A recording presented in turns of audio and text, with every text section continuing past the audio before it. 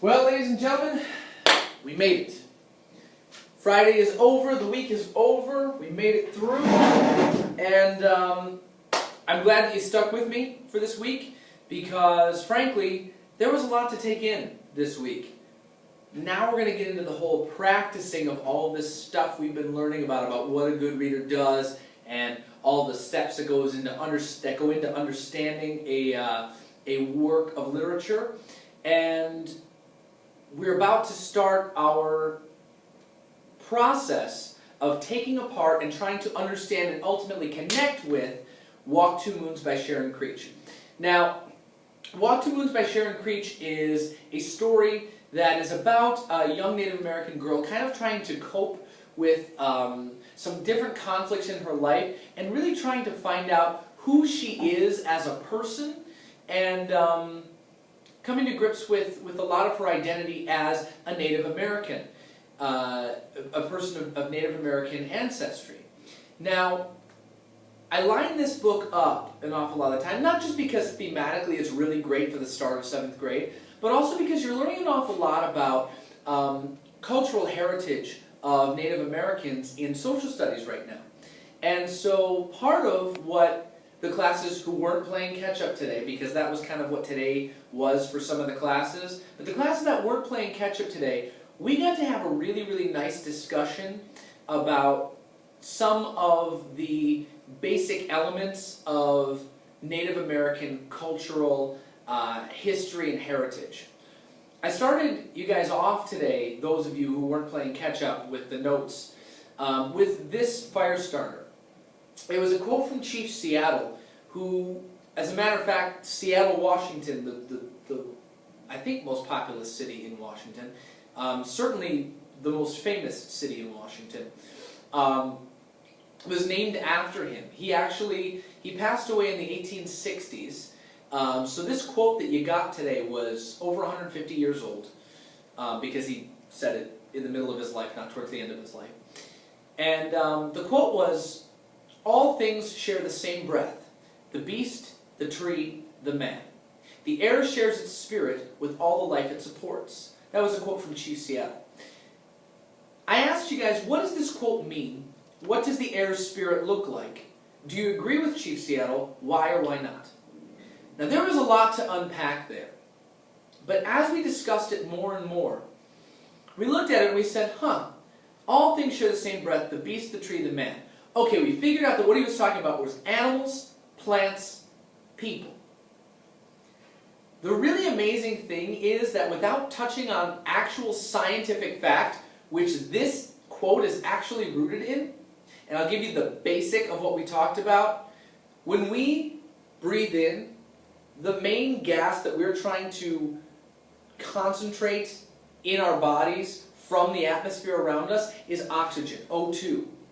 When we breathe that in, we use it, we carry oxygen to all of our cells to help our cells carry out all the functions that they need to carry out, and then we expel as waste, when we exhale, carbon dioxide. Well, plants breathe in through cellular respiration. Plants breathe in CO2, and they use that along with sunlight for photosynthesis, which is what they use to survive and keep going. And then they breathe out oxygen, O2. So it's this constant cycle. And we, by the way, also fit in with the animals section. We're an animal, we're just a very advanced form of mammal. But it's interesting that what we take in is plants' waste product, whereas what we breathe out is plants' life force, and vice versa. And so scientifically, Chief Seattle actually touched on something that I think he meant as more of a spiritual and collective sense. What I mean by that is, Chief Seattle was instrumental in really solidifying in this country Native American and U.S. government relations. He was instrumental in acquiring the rights and securing the rights of Native Americans to have their own separate reservations of their own cultural preserves, basically. And he was instrumental in arguing the point that, it doesn't matter kind of what your heritage is or what part of the earth you fit into, the whole system of the earth, you should be afforded the same chance to interact with your surroundings positively. And so it's interesting that the science actually supports that. Even to the point where when we kill and use the dead bodies of plants, we actually get energy from that. And when we expel the waste product from that, that expulsion of fertilizer can in turn feed those same plants again to grow up more and more. And when we die, if we were to be buried in the ground without a coffin, the ground would slowly break down our body. And the nutrients from our body that were left over would now fertilize the grass above us and the plants above us. And I think that this is really amazing, and it's actually at the core of what a lot of the Native American cultural art that I've put into your packet, and some of it's poetry, some of it's just quotes, but it's really interesting that at its core, these pieces of art and culture have the spirit, the essence of people, animals, plants, all being part of the same collective environment, when really scientifically we are in fact that same collective. It's really amazing the way this world works and how perfectly everything is set up for us to be able to sustain life over periods of time. Now, what I asked you to do with these 5 pieces of culture and art from Native Americans throughout the course of the last couple hundred years is I asked you for homework, which you can check right down below this post. I asked you for homework to create a 1 or 2 sentence summary that has at its core the main idea of each of these passages. Now I'm going to share with you my thoughts, because as we read things like art, it's logical that we're all going to get something different out of it. But I'm going to share with you my thought process for each of these things that I'm asking you to do for homework, so that you get a sense for what a quality summary might be. It doesn't have to be the same as mine. As a matter of fact, it probably won't be the same as mine. But it should bring in that same amount of thought. And I'm going to assume that you've read these things before you're actually watching this. Or maybe you can just hit pause and read these pieces before I talk about them, because it would take too much time for me to read through all of these to you. But I'm going to summarize them the best way I can, the best way I was able to connect with the actual words for each of these. So here we go. The Calling by G. Fisher. I kept coming back to specific lines in this particular poem, and I came up with, and these are actually words directly from here. Now, it won't always work out that a summary is taken directly from the work itself, but I didn't think I could put it any better than G. Fisher did. It says, the ancestors are all nations, one nation, speaking with wisdom to share with each other, yesterdays create todays, and promises of tomorrow. Wow! Wow! This very cultural sense of how everything in the past and everything in the future all comes together today in me. And everything of all of the people, from one end of the spectrum being so different to me, all the way to the other end of the spectrum being almost exactly the same culture from the same place as me, all coming together as one. And so, in all directions, life converges as one, as me. I think that's a super powerful statement. And it really speaks to the oneness that Native American culture tends to express in a lot of its art and in a lot of its ceremonies. So this next one, Go Forward with Courage, which is a quote from Ponca Chief White Eagle.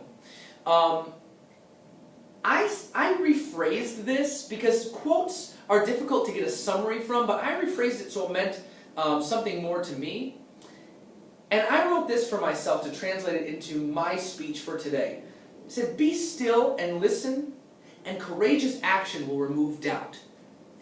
And it's just very interesting to think about how being thoughtful and being still can allow the right answers that we have already within us to come to us and we can channel them forward and make them actions. I think that that's very cool. This next one, Call to the Four Sacred Winds by Spirit Wind. This is interesting because it's all about kind of how a lot of people have lost their culture as we've become a more and more modern society. But instead of focusing on that negativity, I actually, when I summarized this for myself, went to the end and to the two lines that say, unite for the strength. Teach the young and demand that you are Native Americans. Learn your tongue and stand. And to me what that meant, and even though I'm not Native American, I can connect to this because I've got very deep roots in my Polish heritage. I'm 100% Polish. And yet, I'm a fourth generation Buffalonian on one side. So I have very strong ties to my Polish Catholic roots and where I came from, but I also have strong ties to being a Buffalonian because my family's been here for so long. And so, to me, this whole thing summarized to me, identify with a sense of unity. Identity, not identify. Identity, which is who I am, with a sense of unity, of who everybody is and how we work together, preserves history, but it also ensures freedom for us. I'm having some deep thinking today, and it's really giving me a headache. As you can see, it's hard for me to even put these things into words. This next one's really cool. It's a Cherokee prayer blessing.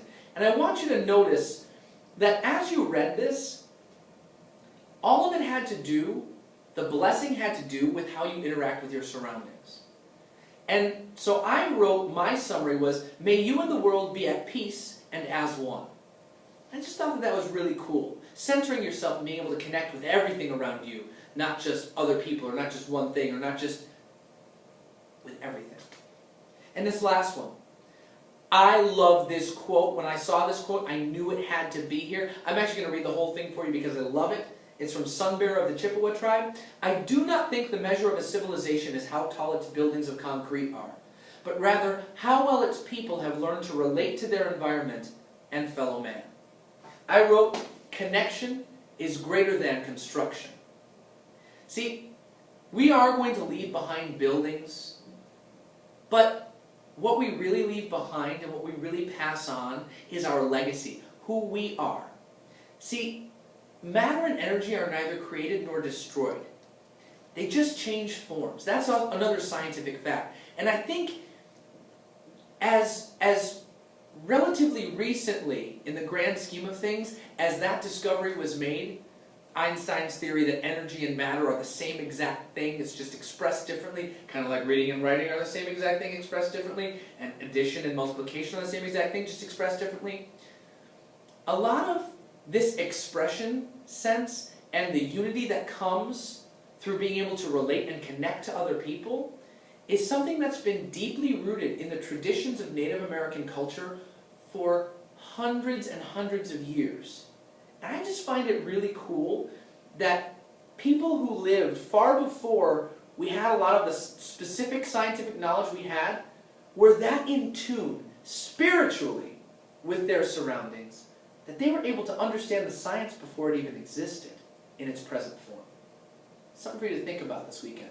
I know that was really deep, but we're going to be talking about a lot of deep stuff as we go through this book, and it's helpful to get your mind exercising and figuring out what do we believe and what's at our core, and how do we make sense of the world around us. Have a wonderful and safe weekend. More of this awesome thinking to come next week.